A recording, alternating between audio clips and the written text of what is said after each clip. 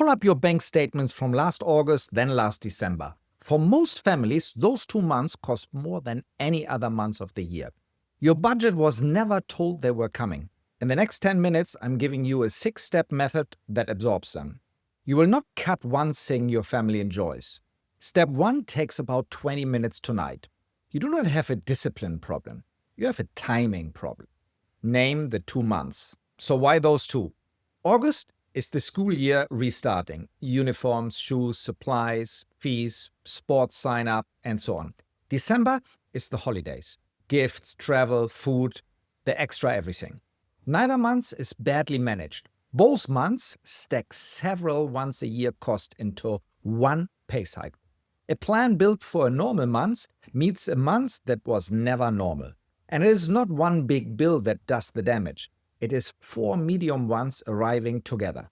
Each one is reasonable on its own. Together, they are a month you cannot pay from one paycheck. Here's the part most videos skip. August and December are the common ones. They might not be yours. Your 2 months are whatever your own bills say they are. By step 3, you will know exactly which ones they are, and you will never be surprised by them again. Your turn, 30 seconds. Before we start, tell me in the comments which 2 months break your year. I read them all, and the pattern in those comments is the reason I made this. Step 1. The brain dump. Every bill that does not arrive every month goes on one page. That page has a name, the lumpy list. Kind of like emptying every pocket before you do the laundry. You are not fixing anything yet. You are finding what is there. Walk 8 categories so you miss nothing. Home, insurance, repairs, the appliance that will eventually die. Transport, car insurance. Service, registration, tires. School, fees, uniforms, trips, sport.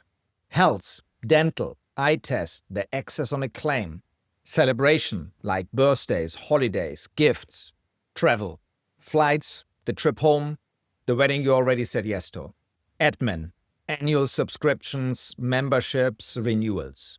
Home upkeep, garden, boiler service, the deep cleaning. One page, every category, that is step 1.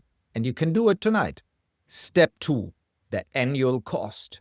Quick note before step 2. If you're new here, this channel builds one family money system at a time. In plain steps you can finish in one evening. Subscribing means the next piece finds you too. Next to each item, write what it cost for a full year. A fixed annual bill goes down as it is. Twice a year, multiply by 2. Quarterly, multiply by 4. If the amount moves, like a car service or birthdays, take last year and add 10%. If you have never paid it yet, look it up and use the higher number. You're not guessing. You are reading your own life back to yourself. Add it all up, that total is your annual lumpy cost. Step 3. Find your danger months. Now, put every bill in the months it actually lands. Car insurance in March, school fees in August, gifts in December. Then add up each month on its own. Any month where the total is more than double in normal months is a danger month. Those are your 2 months, not mine. Not the average family's, yours. This is the step almost nobody does, and it is the one that changes the year. Because the annual total can be perfectly correct and the timing can still break you. 3 bills of $1,100 each in the same month will empty an account that was technically funded. Here's what that looks like on paper. March holds car insurance, the annual service, and the dental access. $3,200, all inside 4 weeks. Your yearly math was right. Your March was still wrong. Mark that month. It is not a failure. It is a fact you now get to plan around. Here's where people push back. You're thinking, I do not have a spare $1,200 a month lying around. You are right. Almost nobody does. That is the point of the next step. You're not finding new money. You are moving money you already spent from a shock into a schedule. The bills were always coming. You were just paying them with your nerves. If this is landing, a like helps other parents find it. That's the whole ask. Step 4.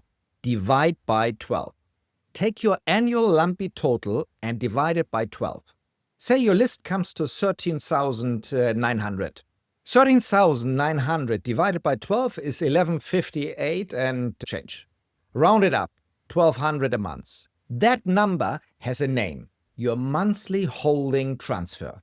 One warning that matters more than it sounds. Do not set that transfer against your average income. Averages lie. Set it against your lowest reliable months. The plan has to survive the quiet months, not just the good ones.